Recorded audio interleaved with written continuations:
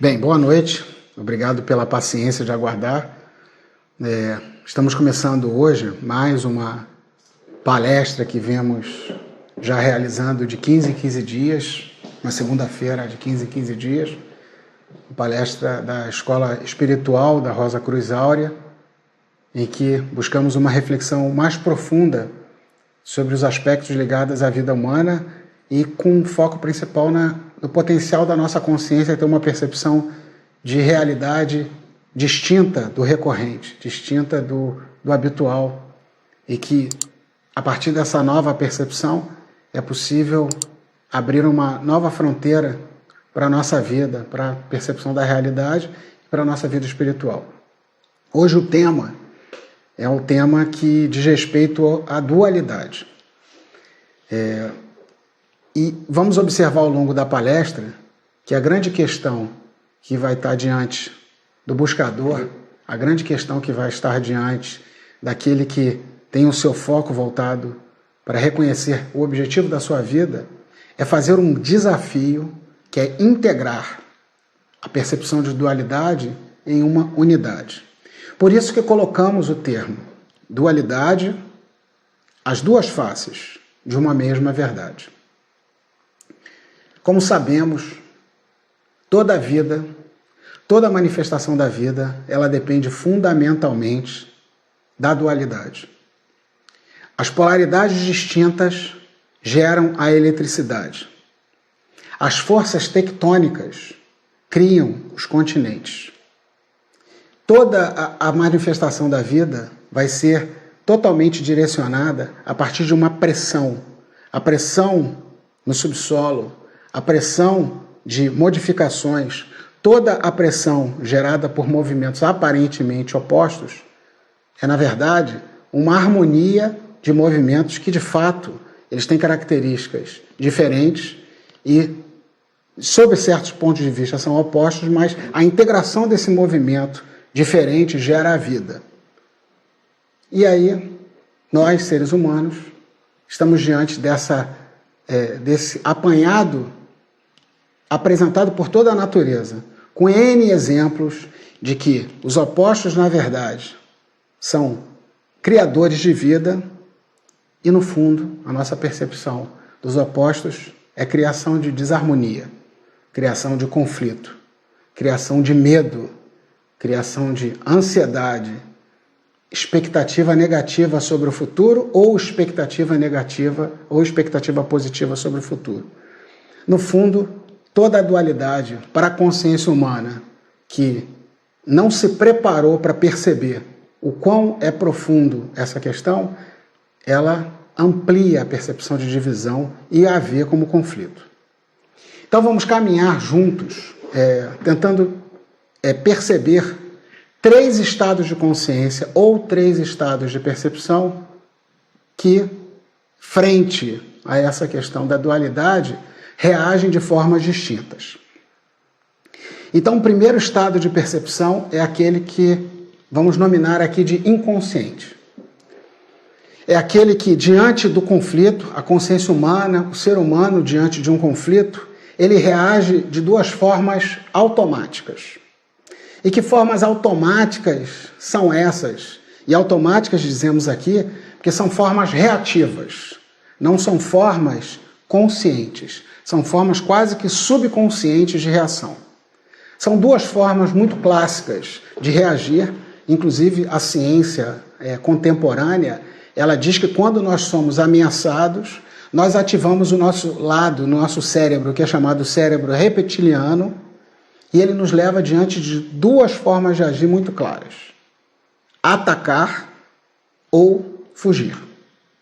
Essa forma reativa, ativada por essa questão reptiliana, que, de novo, estamos dizendo que a própria ciência reconhece, é uma forma instintiva de reação inconsciente do potencial da manifestação das diferenças.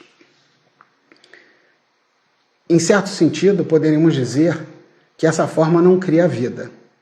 Essa forma não cria uma nova percepção. Essa forma reptiliana de reagir, de atacar ou fugir, e aí abrir um parênteses aqui. O que define esse atacar ou fugir? A nossa percepção, o nosso instinto, o nosso reconhecimento do ambiente que nos cerca, ele nos dá um sinal muito rápido diante do oposto, da oposição, do conflito.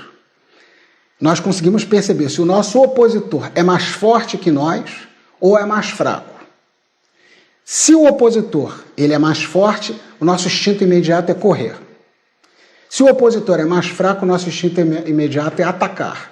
Então, nesse estado de consciência, nessa fase da consciência humana, que em certo sentido poderíamos dizer primitiva, mas ela não é primitiva na evolução da humanidade, ela é um primitivismo que está presente no homem contemporâneo, no homem moderno, no homem sábio, no homem com cultura extremamente elevada, mas ele está presente como instinto. Se esse instinto não é reconhecido, não é trabalhado, ele simplesmente funciona como a válvula de escape da manifestação da própria vida. Atacar ou correr. Não se cria vida em nenhum momento nesse estado de consciência que a gente está chamando aqui de uma consciência instintiva reptiliana. Numa evolução de percepção da realidade, em que há, em certo sentido, um aprendizado, porque isso que é interessante. O conflito, a divisão, as faces distintas da mesma verdade, são o espaço diante do qual nós temos de adquirir experiências. E é esse espaço rico de experiências que pode fazer com que avancemos para um outro estado de consciência. Avancemos ou não. Por isso que o dito popular diz, né? Vivendo, aprendendo e vivendo, vivendo e aprendendo. E aí a gente sempre tem que colocar uma questão. Depende. Estamos abertos à experiência ou estamos presos no ciclo de atacar e fugir? Se estamos presos nesse ciclo de atacar e fugir, o vivendo e aprendendo ele é muito limitado. Se nós nos abrirmos a um segundo estado de consciência, essa percepção da experiência do conflito se amplia e se torna uma experiência muito interessante. Nessa segunda etapa de percepção, é como se tivéssemos iluminação, é como se tivéssemos clareza dessas duas faces, desse lado positivo e negativo da nossa percepção de realidade. Vejam, não é o lado positivo e negativo absoluto. Por que ele não é absoluto? Porque ele está totalmente vinculado à nossa percepção de realidade. E daqui a pouco a gente vai falar um pouquinho como nós construímos a nossa percepção de realidade. Nesse segundo estado em que conseguimos, por uma maturidade, por uma espiral da nossa consciência, por uma porta aberta da nossa consciência, que conseguimos acalmar essa reação instintiva de atacar ou fugir, é possível observar o conflito de forma muito clara. E nessa fase, que alguns autores, algumas escolas, dão nomes para essa fase de percepção do conflito, e também é conhecido pelo cristianismo, nessa fase, uma fase do deserto, em que, diante de uma certa calmaria da consciência, é possível perceber as diferentes manifestações, é possível ter o primeiro insight de reconhecimento de uma origem de integração desses dois movimentos. E onde se encontra essa percepção de origem dos movimentos? Em nós mesmos. Toda a consciência de fragmentação, toda a consciência de divisão, toda a consciência de referenciação do errado e do certo não estão no certo e errado, ou seja, não estão fora de nós. Estão na nossa forma de categorizar, que é definido pela nossa história de vida, que é definido pela nossa cultura, que é definido pelas experiências da nossa vida, pela nossa educação, e não por uma verdade absoluta, e simplesmente por uma construção mental que podemos dizer que são pensamentos e sentimentos criados com base nas experiências. É como se fosse um bloco de conhecimento estabelecido e aquilo se torna uma verdade, mas uma verdade extremamente parcial. E essa verdade parcial que separa, que diz quem é amigo e quem é inimigo, ela é confrontada exatamente pelo conflito. Então, nessa segunda etapa, é possível descolar, como várias vezes, em vários livros e palestras, o Krishnamurti coloca, o observador da coisa observada. É como se tivéssemos a capacidade de observar as nossas reações. E aí, amigos, vejam, não há nenhuma mudança, nenhuma transmutação da nossa consciência, não há nada de absolutamente novo, apenas uma nova percepção. E essa nova percepção, se ela avançar, é possível que a consciência, que agora percebe, como observado e observador, percebe o resultado das suas criações. A personalidade, ela é um veículo de manifestação e a consciência é um veículo e uma ferramenta, um instrumento poderosíssimo de vida, de realização da vida. E é possível perceber nessa fase uma desconexão entre uma vida original, uma vida pura, plena, daquela vida fragmentada criada pela nossa forma de agir, pensar e dividir entre certos e errados. E nesse momento existe uma revelação. Do ponto de vista até do cristianismo ou do budismo, essa fase é dita como a fase da iluminação. É como se pudéssemos ver além das lentes dos nossos pensamentos e sentimentos e pudéssemos ver a nossa própria criação desses elementos. E aí, nessa etapa, é uma etapa poderosíssima da nossa consciência, existe uma possibilidade de revelação espiritual. Existe o livre-arbítrio. Se vamos pegar a nossa consciência e continuarmos vivenciando as experiências das nossas criações de pensamento e sentimento e associando isso como uma verdade absoluta, vamos reconhecer que essa regra de fragmentação, essa estrutura de fragmentação só gera dor, frustração, euforia, mas não gera de maneira nenhuma a felicidade. Não gera de maneira nenhuma a profundidade. Não gera de maneira nenhuma a amizade. O conflito da polarização, ele gera apenas a reafirmação do conflito. Embora seja uma experiência poderosíssima e não possa ser negada. Mas nessa fase da consciência, essa percepção do conflito, ela ganha outra dimensão. Ela ganha uma dimensão de tomada de decisão. O candidato, nesse momento, ele pode tomar uma decisão. Ou ele se mantém conectado a esses conflitos, ou ele os reconhece que esse processo de conflito com os seus pensamentos e a sua forma fragmentada é uma forma de aprendizado, é uma espiral da sua consciência, uma espiral de experiências, mas não é a sua vida. Não é a vida original, porque a vida original não pode ser separada. A ideia original não pode ser fragmentada. A ideia original é uma vida una. E então, o candidato, a consciência do candidato, permite a ele perceber. E aí, toda a doutrina universal fala de uma origem de força poderosa que cada ser humano traz em si próprio, que é absolutamente una com a ideia original.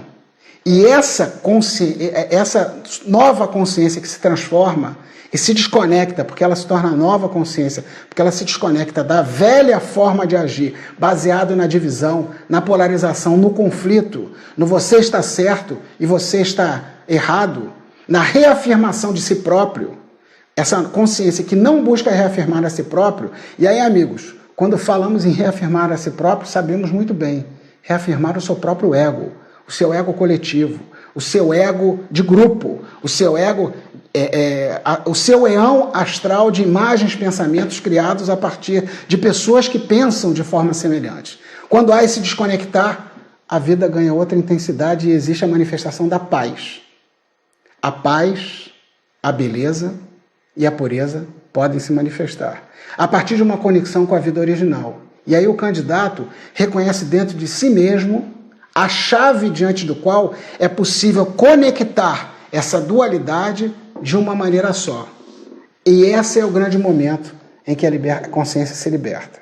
Consciência liberta percebe as duas faces da verdade, percebe não mais dentro de si próprio, não mais como elemento criador, porque ele, candidato, já não cria mais esses mecanismos de separar o certo e o errado, ele vê na própria vida, na vida em sociedade, na vida em família, na vida no trabalho, em todos os ambientes que ele está, pontos e manifestações de pontos distintos, mas que conjuntamente geram a própria vida.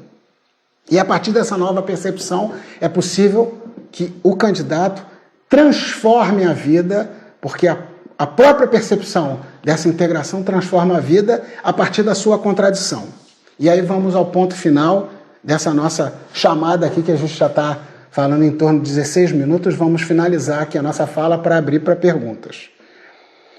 Qual é o ponto de mutação, o ponto de transformação daquele que avança nesses 3 estados de consciência? Esse primeiro estado de consciência que chamamos de inconsciente ou reptiliano, esse segundo estado de consciência que chamamos de uma consciência do deserto, que é o ser humano que percebe o movimento, mas ainda não consegue se libertar, e o terceiro, que é uma decisão clara e consciente de não se conectar a essa dualidade, a essa fragmentação criada por si próprio. Essa grande contradição é quando neutralizamos. Nós, a nossa consciência, ela age de forma neutra, e essa neutralização ela é conhecida no Oriente e é conhecida no Ocidente. A neutralização é simplesmente, como dito no taoísmo, o não ser, o não reagir. E aqui eu vou ler um pedacinho aqui que está escrito aqui, que a grande contradição é quando nós neutralizamos o efeito da dualidade e assim ganhamos a liberdade para reconhecer que nós não somos um dos lados, mas somos todos os lados. É apenas a neutralização, que é quando suspendemos a criação de pensamentos contraditórios, a criação de sentimentos contraditórios, a necessidade de reafirmar constantemente os nossos pontos de vida, que ganhamos um espaço livre de manifestação. Então, a suspensão, por isso a contradição, a suspensão da polarização, a suspensão desse movimento, permite com que se perceba a vida e as suas polarizações como uma integração e como a vida própria. E essa é a grande contradição.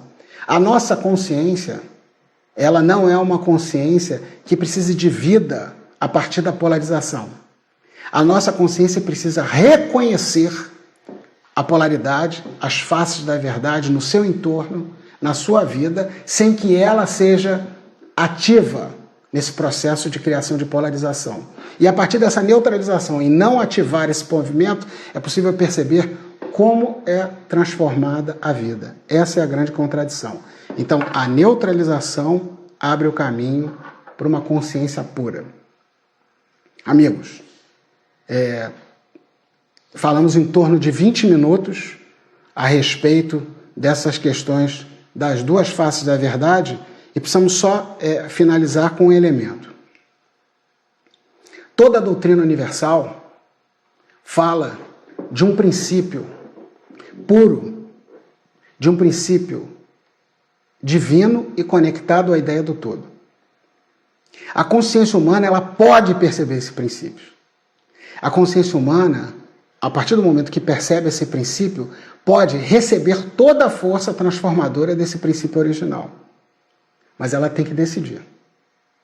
No momento que a consciência humana decide em trabalhar na fragmentação e polarizar e ampliar a polarização, ela está abrindo mão dessa consciência universal.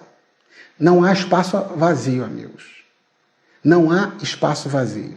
Se estamos preenchendo o nosso vaso de mistura, a nossa consciência, com elementos da polarização, o que nós sentimos? Um desgaste, um cansaço, um esgotamento. E aí, efeitos colaterais: medo, ansiedade, raiva, angústia, felicidade, revanchismo, necessidade de ver o oposto, e assim segue a manutenção desse movimento que não nos liberta, que não liberta a nossa consciência. Porém, se tivermos a verdadeira coragem, e esse é um ato de coragem, de dar a outra face, e o cristianismo, quando ele fala em dar a outra face, ele se refere à neutralidade. Não é uma atitude moral. Quando falamos no taoísmo, no caminho do meio, não é uma atitude indiferente. Não é uma atitude moral, Ocidente. Não é uma atitude indiferente, Oriente. é uma atitude de abertura da nova consciência. E aqueles seres humanos pioneiros que estiverem à frente e perceberem o potencial de todas as experiências, das diferenças, de toda a polarização, eles vão integrar esse movimento e abraçar esse movimento como um grande abraço do amor, o verdadeiro amor. Mas para isso a consciência precisa estar livre. Consciência livre é uma consciência conectada à ideia original. Consciência livre é uma consciência desconectada às expectativas de controle, às expectativas de organização, à expectativa de manutenção de si próprio, do seu modelo de vida e da sua estrutura de vida, que é um aspecto da polarização. É esse vazio interior, é esse espaço vazio que temos dentro de nós, é esse vaso vazio que precisa ser reconhecido. E a partir desse reconhecimento ganhamos liberdade, alegria, felicidade e podemos, sim, exercer o verdadeiro amor. Amigos, estamos abertos à pergunta. O Tiago vai colocar algumas perguntas e a ideia é que a gente termine daqui a uns 20 minutos, no mais tardar 30 minutos, dependendo do número de perguntas que nós tivermos. Agradeço a paciência de ter aguardado e ouvido essa introdução. Por enquanto temos 2 perguntas apenas. A primeira é da Cida Coelho. Quando, por meio do autoconhecimento, passamos a evitar pessoas, situações ou assuntos que nos fazem mal, não corremos riscos de nos isolar, gerando assim um comportamento e sentimento egoísta? Então, Cida, o autoconhecimento não nos leva a afastar-nos das pessoas, muito pelo contrário. Um princípio muito poderoso é a alquimia, é o solve et coagula. Se eu dei a entender que o objetivo é nos afastarmos das pessoas, você me desculpe, porque o objetivo é exatamente o contrário. O objetivo é se integrar com a vida. O objetivo não é se separar da vida. Então, o autoconhecimento, na verdade, ele vai ser um instrumento poderosíssimo para percebermos que dentro de nós existe toda a vida. Vamos pensar aqui do ponto de vista até biológico, genético. Se pensarmos que nós somos um galho de uma árvore da vida e a vida, o tronco, a vida original, todo o tronco, ele vem sendo criado a partir de mistura da vida e manifestações da vida, de tipos humanos e formas humanas, nós trazemos dentro de nós toda a vida original, toda a vida de toda a humanidade. Então não é nenhuma razão para nos isolarmos e nos separarmos. O grande objetivo é nos integrarmos, ao contrário.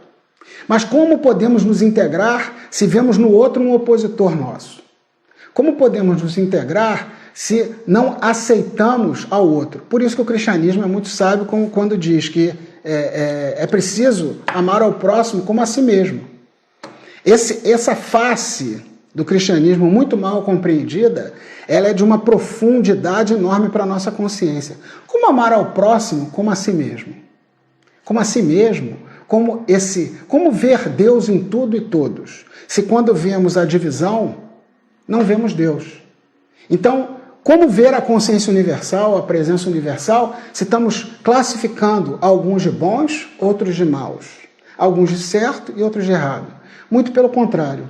Apenas o autoconhecimento nos dá a possibilidade de reconhecer em nós mesmos todos os elementos que existem em todas as pessoas, em todas as situações, e a partir desse conhecimento nos libertarmos de todas as classificações, de todos os elementos e nos integrarmos com a vida. Sua questão é profunda, Cida. Te agradeço, muito obrigado e espero que tenha sido claro. Próxima pergunta. A Mariana Barros e a Emily Cristina fizeram perguntas parecidas.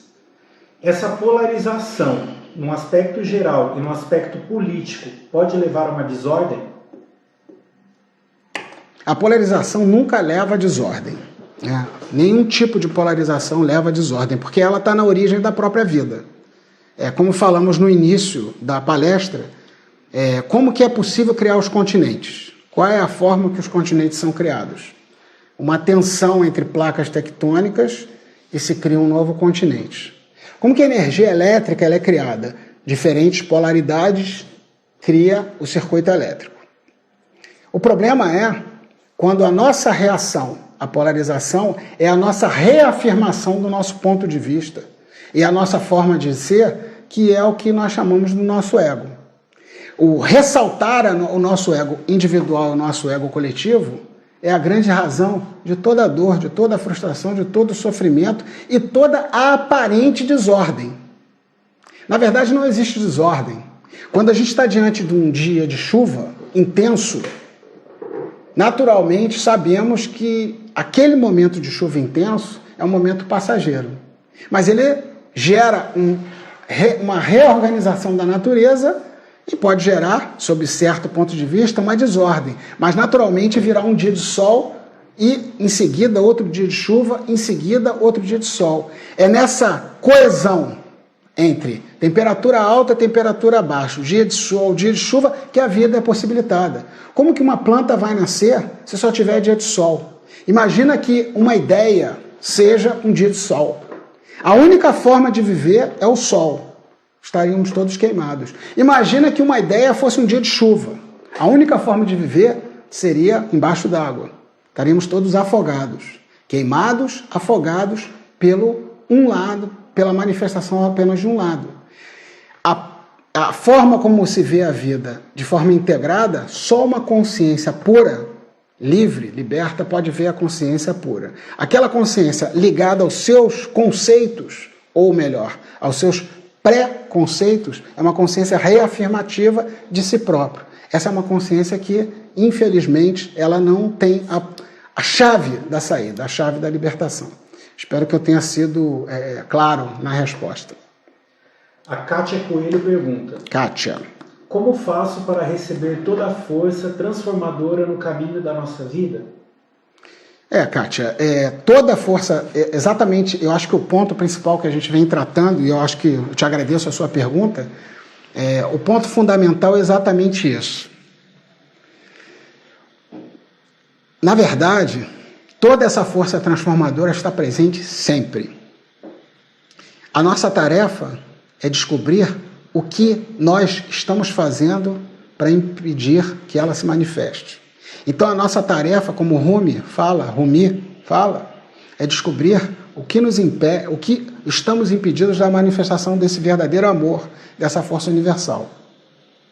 E um dos aspectos fundamentais que impede que essa força, como você colocou, se manifeste, é exatamente essa percepção da divisão da vida, da polaridade da vida. Quando nós percebemos a vida dividida, separada entre bons e maus, entre certos e errados, nesse momento a nossa consciência ela perde a possibilidade de conexão com a vida original e perde todo esse potencial de força original que gera, como uma consequência natural, a harmonia, a paz, a alegria e a transformação da própria vida. A polarização como forma de vida, a escolha de um lado como forma de vida, não a polarização, porque a polarização, conforme dissemos desde o início, ela faz parte da vida. O exemplo das placas tectônicas é um exemplo muito poderoso. Nós temos aqui a criação de vida. O sol e a chuva para criar os vegetais é muito poderoso. Então, o problema não é a presença dessa polarização. O problema é nos apegarmos a um lado e negarmos o outro, numa atitude de atacar, ponto. É como reconhecermos em meio às nossas experiências o quanto nós selecionamos e, a partir dessa consciência do observador, suspender esse processo de seleção do certo e do errado, do bom e do mal. Todo esse processo de visão, que é um processo não da nossa consciência, veja, é um processo presente a partir dos nossos pensamentos, da criação dos nossos pensamentos. Dessa lente que nós criamos, essa nuvem que nós criamos de pensamentos e sentimentos. Mas essa nuvem não é a vida. Ela não é a vida. Essa nuvem de pensamentos e sentimentos são projeções criadas a partir de um hábito, do hábito reptiliano, desse estado de consciência inicial que nós falamos. É possível vencê-la. É possível que essa neblina se abra. É possível vencer o medo e vencer toda essa preocupação e toda essa neblina, ela se afasta e aí o sol original entra no nosso sistema e ele é uma força poderosa. Mas para isso, precisamos abrir mão de escolher um lado e sim perceber os dois lados como lados integradores. Obrigado, Kátia, pela sua pergunta. O Flávio Novelli pergunta: quando você fala sobre ir ao encontro das outras polaridades e equilibrar o caminho do meio do tal, eu preciso experimentar o lado ruim para poder vivenciar o bom? Flávio, se eu te disser que não tem lado ruim e lado bom, talvez você entenda. Não tem lado ruim ou lado bom. Quem define se é bom ou ruim é a nossa lente. Esse óculos aqui é um símbolo da nossa lente. Quem construiu essa lente? A lente diante do qual nós observamos a realidade e a lente do qual nos faz definir como esse lado bom e esse lado ruim. São os nossos pensamentos. Imagine, Flávio, que você está em um dia nublado, em que você só vê névoa ao seu redor. A névoa, ela não suspendeu a presença da grama. A névoa não suspendeu a presença de um lago num lugar bonito. A névoa, na verdade, é uma lente diante da qual você não consegue, naquele dia nublado, observar a grama verde, o céu azul, o lago também verde, enfim. É essa névoa, é esse óculos que a gente precisa vencer. E a gente só vence essa forma de separar a vida, esse óculos, essa forma de observar, se a gente, em primeiro lugar, souber que ele existe. A gente precisa saber que ele existe. Que a nossa consciência vê, às vezes, a realidade através das nossas construções mentais. E não a realidade mesma. E é preciso primeiro vencer as construções mentais. É preciso primeiro vencer, e um dos fatos que reafirma as nossas construções mentais não são a polarização, são a reafirmação de um ponto do polo. A fixação, a cristalização é um ponto do polo. E ele é tão poderoso, essa cristalização, que se transforma em um óculos. E quando esse óculos deixa de participar da nossa vida, quando nós conseguimos primeiro observar que ele existe, e abrimos mão dele, e começamos a ver a vida como uma criança, sem definir bons e maus, sem definir o certo do errado, o lado amargo do lado doce, passamos a ter experiências integradas da vida e puras, que vão permitir que a nossa consciência reconheça a sua verdade. E aí, do ponto de vista da doutrina universal, nós podemos perceber dentro de nós mesmos a chave integradora da consciência. Sem esse óculos, nós nos voltamos para nós mesmos e percebemos uma consciência plena e pura que não separa, que integra. Essa é a grande chave de um processo espiritual, de um candidato que está diante desse processo iniciático. Flávio, obrigado pela sua pergunta. Pergunta do Marcelo Puccini. Até onde vai a tolerância? Como tolerar manifestações de raiva, ódio, misoginia e preconceito? Marcelo, eu acho que tudo do que a gente está falando, tudo que a gente está colocando, na verdade são experiências que são... quando você coloca essas palavras, imediatamente a gente precisa se remeter sempre a uma classificação. Todo o processo de classificação, todo o processo de definição, e aí eu estou falando aqui de forma muito profunda, muito ampla. A tentativa aqui da gente, nessa palestra aqui, é a gente ir numa espiral mais elevada de percepção da consciência. A nossa consciência, independente do cenário que a gente está vivendo, seja ele político, seja ele econômico, seja ele social, independente desse cenário, ela é uma consciência que tende a separar. Ela tende a definir o certo como certo, o tolerante como tolerante, o intolerante como intolerante. E quem define isso novamente não é uma regra. É uma regra, em primeiro lugar. É uma regra. É uma regra, em primeiro lugar, como eu disse aqui, do nosso óculos, dessa definição nossa de realidade. E é uma regra coletiva, de um grupo equivalente, que usa o mesmo tipo de percepção da realidade que a gente. Não existe nada de errado nisso, meu amigo Marcelo. Nada de errado na forma de analisar dessa forma. De separar tolerantes e intolerantes, usar as definições conforme você diz. Só tem um problema nisso. Não tem nada de errado nessa forma de viver. Nós estamos abrindo mão da nossa consciência livre. Nesse momento que a gente está nesse embate externo, seja de ideias, seja de ideais, que são louváveis e são talvez extremamente necessários, a gente tem que ter muito claro o que a gente está abrindo mão. Nada do que a gente faz na vida é sem um efeito colateral. Então, um grande risco é a gente estar abrindo mão da nossa consciência livre. E esse é o ponto-chave, e esse é o ponto fundamental que precisa calar dentro de nós. O que se ganha, o que se perde. Tem um filme maravilhoso que fala do 21 gramas, se eu não me engano, que é espetacular, um filme que ele fala, entre aspas, né, a ideia de um peso que seria da alma, da consciência, né? As pessoas quando falecem, elas são pesadas, eu não sei se é 21 gramas exatamente, mas eu acho que é. Então tem um final desse filme que mostra todas as experiências de vida que as pessoas vivem, e aí o que se ganha, o que se perde, o que se ganha, o que se perde. O que a gente está vivendo hoje em dia, fundamentalmente, é uma época de grande transparência. Está tudo à flor da pele. O rei está nu. A sociedade, ou seja, a sociedade não se descola de nós mesmos, somos nós mesmos, né? O nosso resultado das nossas ações. A nossa sociedade está nua. Estamos vendo de forma muito concreta tudo. A questão é, que decisão nós vamos tomar diante disso? Manter a nossa consciência focada nesse embate de reafirmação de um ponto de vista, ou usar a nossa consciência para observar esse fenômeno, entendê-lo de forma ampla e construir uma percepção da realidade numa espiral mais elevada. Esse é o ponto fundamental. A decisão é nossa. Não tem certo e não tem errado, claro. Mas tem uma possibilidade. Tem uma grande possibilidade de transformarmos essa consciência de forma muito acelerada. Porque os exemplos, as experiências de vida também estão se acelerando. E nesse acelerar, a nossa consciência pode se perder nesse redemoinho de opostos, ou pode perceber de forma muito acelerada o que esses opostos significam. Então, nós vamos ver esse nosso óculos, observador observado, e nos voltarmos para dentro de nós. A chave está diante de nós.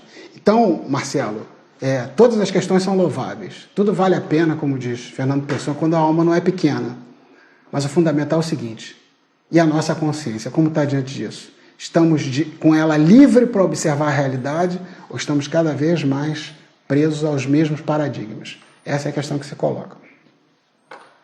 A Isis Hafsa pergunta: não corremos o risco de não sobreviver se não nos posicionarmos na defesa de nossos interesses? Oi, Isis. Na verdade, as perguntas elas estão ficando engraçadas, porque elas são sempre a mesma. Não sei se vocês perceberam. Defender os nossos interesses. Maravilhoso. Te agradeço muito a forma como você colocou essa pergunta. A própria construção dessa pergunta, ela diz o que ela significa. Defender os nossos interesses. Bem, não tem nada de errado em defender os nossos interesses. O que você acha? Defender os nossos interesses, alguém vai defender um interesse diferente e a gente vai viver em conflito, em briga, porque cada um está defendendo os seus próprios interesses. Não tem nada de errado nisso. O resultado final, a gente já sabe qual é que é, né? A questão fundamental, de novo, é como a nossa consciência está diante desses nossos interesses. Onde nasceram esses nossos interesses?